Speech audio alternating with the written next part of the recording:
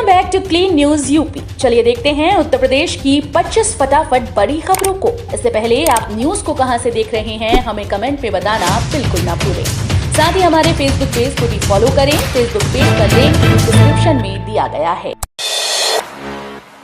2 lakh CCTV कैमरों से होगी बोर्ड परीक्षा की निगरानी। विधानसभा चुनाव के बाद मार्च अंत में प्रस्तावित यूपी बोर्ड की हाई स्कूल इंटरमीडिएट परीक्षा 2022 में नकल पर रोक लगाने के लिए 2 लाख से अधिक सीसीटीवी कैमरों से निगरानी की जाएगी। बोर्ड की ओर से 8,266 केंद्रों पर परीक्षा प्रस्तावित है। वैसे तो केंद्रों की अंतिम सूची 10 फरवरी को जारी होगी, लेकिन बोर्ड ने नकल विहीन परीक्षा कराने के लिए अभी से तैयारियां शुरू कर दी हैं। परीक्षा केंद्रों में उपलब्ध आवश्यक संसाधनों का ब्यौरा जुटाया जा रहा है। 95,000 से अधिक कमरों और परिसर में 2 लाख से अधिक सीसीटीवी कैमरे स्थापित हैं। रोजगार करना चाहते हैं तो बिना गारंटी ले लोन, ब्याज पर 7% मिलेगी सब्सिडी। प्रधानमंत्री नरेंद्र मोदी ने स्ट्रीट वेंडर को अपना कारोबार बढ़ाने के लिए पीएम स्वनिधि योजना की शुरुआत की। इस योजना के तहत स्ट्रीट वेंडर का काम करने वाला कोई भी व्यक्ति बिना गारंटी के लोन ले सकता है। लोन की किस्त का अगर नियमित भुगतान किया जाएगा तो सरकार बैंक ब्याज पर 7% सब्सिडी भी देगी। ये सब्सिडी खाताधारक के खाते में तिमाही भेजी जाएगी। इस योजना के उत्तर प्रदेश के हजारों व्यवसायियों ने लाभ उठाया है और अपने कारोबार को बढ़ाया है। ई श्रम कार्ड धारकों के खाते में जल्द आएगी दूसरी किस्त, जाने कितना मिलेगा पैसा। ई श्रम कार्ड विधानसभा चुनाव से पहले योगी आदित्यनाथ की सरकार ने असंगठित कामगारों को आर्थिक सुरक्षा प्रदान करने के लिए ई श्रम कार्ड पोर्टल की शुरुआत की। इस योजना के तहत योगी सरकार जरूरतमंद व गरीबों को आर्थिक सहायता देती है। योजना के तहत श्रमिकों को 500 रुपए प्रति महीना आर्थिक सहायता देने की घोषणा की गई। पिछले दिनों योगी सरकार ने श्रम कार्ड पोर्टल पर रजिस्टर्ड श्रमिकों को 1,000 रुपए की आर्थिक सहायता की किस्त के तौर पर खातों में भेजी है। न 80-20 और न 85-15, पीएम मोदी ने यूपी चुनाव से पहले 50% को साधा, बताया बीजेपी की असली ताकत। उत्तर प्रदेश चुनाव में इन दिनों 80-20 और 85-15 की खूब बात हो रही है। कोई धार्मिक आधार पर वोटर्स को साधने में जुटा है तो कोई जाति को आधार बनाकर अपनी राह आसान करने में। इस बीच पीएम नरेंद्र मोदी ने अपने संसदीय क्षेत्र वाराणसी के बूथ कार्यकर्ताओं को संबोधित किया तो उन्होंने ना तो 80-20 की बात की और ना ही 85-15 की। उन्होंने यूपी की आधी आबादी को साधने की कोशिश की। जी हां, पीएम मोदी ने महिलाओं को पार्टी की असली ताकत बताते हुए कहा कि उनकी सरकार जो फैसले ले रही है वो महिलाओं के वोट से ही संभव हुआ है।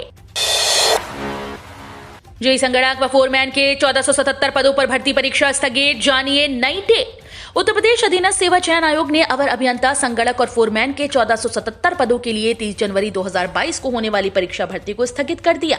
यूपी एसएसएससी की ये भर्ती परीक्षा 3 अप्रैल 2022 को आयोजित की जाएगी। श्री काशी विश्वनाथ धाम नए स्वरूप में होगी सुरक्षा व्यवस्था, एयरपोर्ट की तर्ज पर होंगे सारे इंतजाम।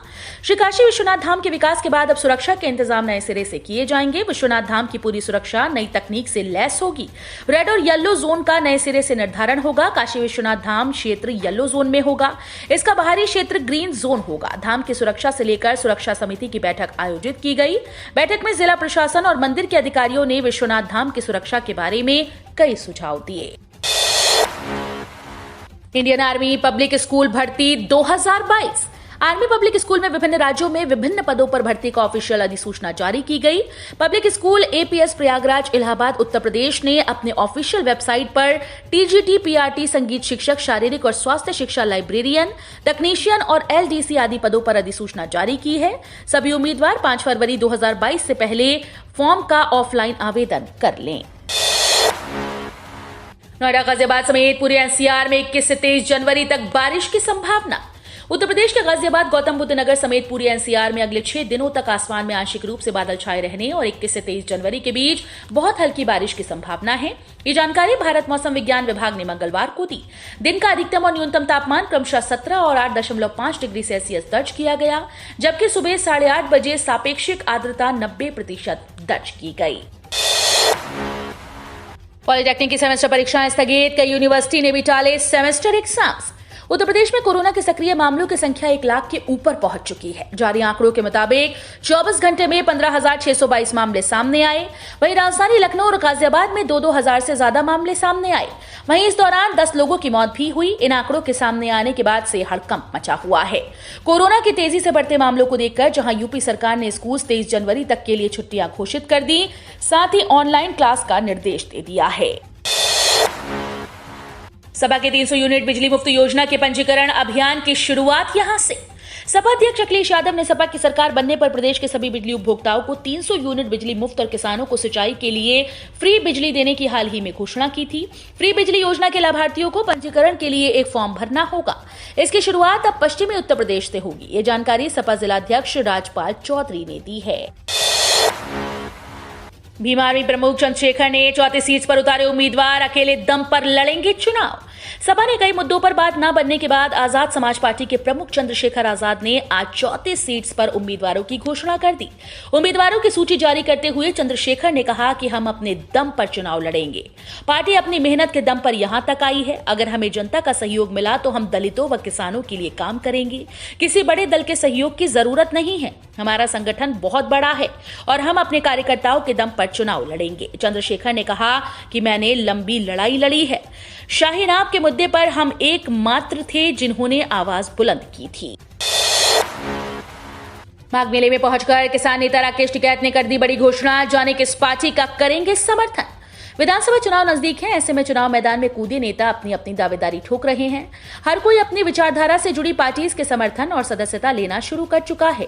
इसी क्रम में प्रयागराज माघ मेले में पहुंचकर भारतीय किसान यूनियन के राष्ट्रीय प्रवक्ता राकेश टिकैत ने बड़ी घोषणा की।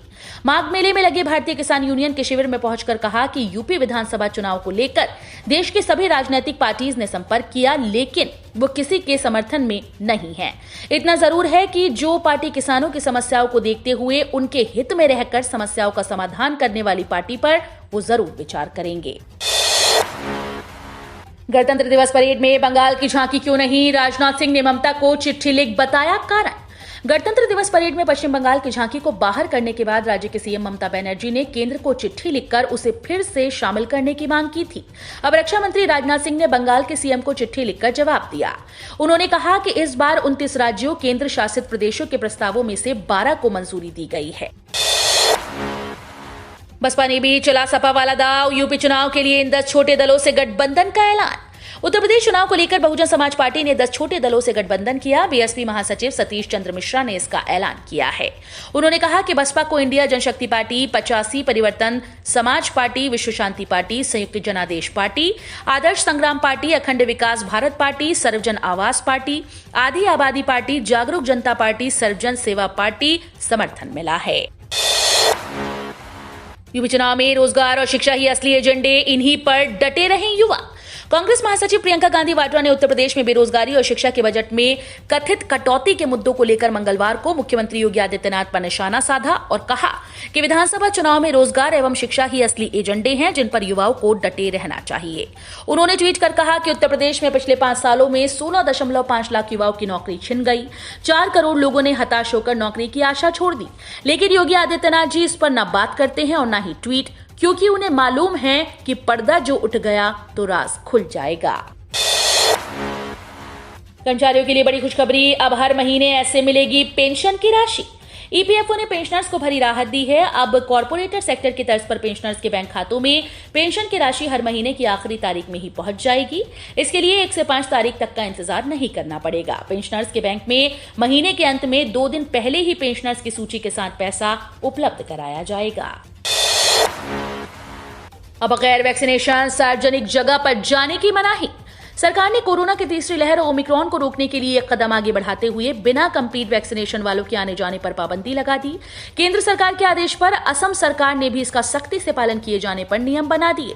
लगातार बढ़ते कोरोना के मद्देनजर केंद्र सरकार, राज्य सरकार और सभी स्वास्थ्य विभाग का अमला अलर्ट पर है। गौरतलब है कि कोरोना की तीसरी लहर का भीषण रूप इस समय देश में चल रहा है। तीसरी लहर में अब तक 2.5 लाख से ज्यादा लोग कोरोना वायरस से संक्रमित हो चुके हैं। अखिलेश को मिला ममता का साथ, सभा के लिए लखनऊ वाराणसी में करेंगी वर्चुअल रैली। तृणमूल कांग्रेस ने यूपी चुनाव में समाजवादी पार्टी को समर्थन देने का ऐलान किया। टीएमसी सुप्रीमो और पश्चिम बंगाल के मुख्यमंत्री ममता बनर्जी आगामी 8 फरवरी को लखनऊ में सपा प्रमुख अखिलेश यादव के साथ वर्चुअल सभा करेंगी। इसके बाद वो पीएम मोदी के संसदीय क्षेत्र वाराणसी में भी ऑनलाइन प्रचार करेंगी। समाजवादी पार्टी के उपाध्यक्ष किरणमय नंदा ने मंगलवार को ममता बनर्जी से उनकी आवास पर मुलाकात की। एलपीजी सब्सिडी को लेकर सरकार का फैसला, 10 लाख से कम आय वालों को मिलेगी सब्सिडी। एलपीजी गैस सिलेंडर पर मिलने वाली सब्सिडी को लेकर केंद्र सरकार ने फैसला लिया। सरकार के फैसले के तहत अब 10 लाख रुपए वार्षिक आय वाले व्यक्तियों को गैस सिलेंडर पर सब्सिडी दी जाएगी। वहीं 10 लाख रुपए वार्षिक से अधिक आय की व्यक्तियों को सब्सिडी नहीं दी जाएगी। 10 लाख से अधिक वार्षिक आय वाले उपभोक्ता को पूरी कीमत पर एलपीजी गैस सिलेंडर खरीदना पड़ेगा। नए नियम के तहत उज्ज्वला गैस सिलेंडर के लाभार्थियों को गैस की खरीद पर सब्सिडी का लाभ दिया जाएगा। ईपीएफओ ई नॉमिनेशन हुआ अनिवार्य। पीएफ को नुकसान से बचाने के लिए जल्द कराएं ई नॉमिनेशन। ईपीएफओ ई नॉमिनेशन कर्मचारी भविष्य निधि संगठन के खाताधारकों के लिए ई नॉमिनेशन जरूरी हो गया है। कर्मचारी भविष्य निधि संगठन ने अकाउंट होल्डर्स के लिए ई नॉमिनेशन को लेकर बड़ा निर्णय लिया। निर्णय के बाद ई नॉमिनेशन कराना अनिवार्य हो गया। लिए गए निर्णय के बाद अब कर्मचारी भविष्य निधि संगठन के अकाउंट होल्डर्स को ई नॉमिनेशन के बिना पीएफ अकाउंट डिटेल नहीं देख सकेंगे।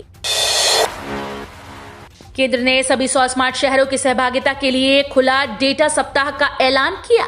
केंद्रीय आवास और शहरी मामलों के मंत्रालय ने खुला डाटा सप्ताह का ऐलान किया है, जिसमें सभी 100 स्मार्ट शहरों की सहभागिता दिखेगी। सरकार की ओर से जारी एक बयान के मुताबिक यह कदम इस बात को सुनिश्चित करने के लिए उठाया गया कि भारतीय शहरों को डेटा स्मार्ट बनाने की दिशा में समन्वित प्रयास किया जा सके। मंत्रालय ने कहा कि सभी स्मार्ट शहर उच्च गुणवत्ता वाले data set, data blog, smart city open data portal पर प्रकाशित होंगे। अगले महीने सूरत में आजादी का अमृत महोत्सव स्मार्ट शहर, स्मार्ट शहरीकरण सम्मेलन का आयोजन होगा। राशन कार्ड की लिस्ट से जल्द कट जाएगा इन 4 लाख लोगों का नाम। देश भर में राशन कार्ड के हम सभी के लिए एक जरूरी डॉक्यूमेंट है। केंद्र सरकार की ओर से आम जनता को राशन कार्ड पर कई खास तरह की सुविधाएं दी जाती हैं, लेकिन देश में कई लोगों का नाम राशन कार्ड की लिस्ट से काट दिया गया है। आपको बता दें कि देश में ऐसे कई अपात्र लोग हैं जो राशन कार्ड का फायदा ले रहे हैं या फिर नियमों को तोड़कर इसका फायदा उठा रहे हैं। सरकार इस तरह के सभी लोगों के खिलाफ सख्त एक्शन ले रही है। जनधन खाता धारकों को फरवरी की 1 तारीख को मिलने वाली है बड़ी खुशखबरी। डिजिटल बैंकिंग के साथ मिलेंगे ये बड़े फायदे। बजट 2022 की तैयारी जोरों पर है। सरकार, जनता और इकोनॉमी के लिए इस साल का बजट काफी अहम रहने वाला है। सीएनबीसी आवास की रिपोर्ट के मुताबिक वित्त मंत्री निर्मला सीतारमण 1 फरवरी को बैंकिंग सेक्टर के लिए बड़ी घोषणा कर सकती हैं। सरकार इस बजट में जनधन योजना के 3रे चरण को शुरू कर सकती है। सीमा सुरक्षा बल में 2700 से अधिक कांस्टेबल भर्ती के लिए शुरू हुए आवेदन प्रक्रिया। 10वीं के लिए बीएसएफ भर्ती का मौका। सीमा सड़क संगठन कांस्टेबल भर्ती की तैयारी में जुटे उम्मीदवारों के लिए काम की खबर है। भारत सरकार के केंद्रीय गृह मंत्रालय के अधीन सीमा सुरक्षा बल ने कांस्टेबल ट्रेड्समैन के पदों पर भर्ती के लिए आवेदन की प्रक्रिया शुरू कर दी। आवेदन के इच्छुक उम्मीदवार ऑफिशियल रिक्रूटमेंट पोर्टल पर उपलब्ध कराए गए ऑनलाइन एप्लीकेशन फॉर्म के माध्यम से आवेदन कर सकते हैं। देश की कुल इकोनॉमिक गतिविधियों में आई मजबूती बरकरार। रिजर्व बैंक ऑफ इंडिया ने भारत की कुल आर्थिक गतिविधियां बैंक लोन में तेजी और उपभोक्ता विश्वास में सुधार आने से मजबूत बनी हुई हैं और ओमिक्रॉन की एक लहर के बजाय अचानक आई बाढ़ ही रहने की उम्मीद से भविष्य की संभावनाएं सुधरी हैं। कोरोना वायरस ने जारी किया बुलेटिन। आरबीआई के जारी बुलेटिन में अर्थव्यवस्था की स्थिति पर प्रकाशित लेख के मुताबिक कोरोना वायरस के नए स्वरूप ओमिक्रॉन के बारे में ब्रिटेन एवं दक्षिण अफ्रीका के आंकड़े इसे 66 से 80% तक कम घातक बता रहे हैं, जिसमें अस्पताल में भर्ती कराने की जरूरत भी कम पड़ रही है।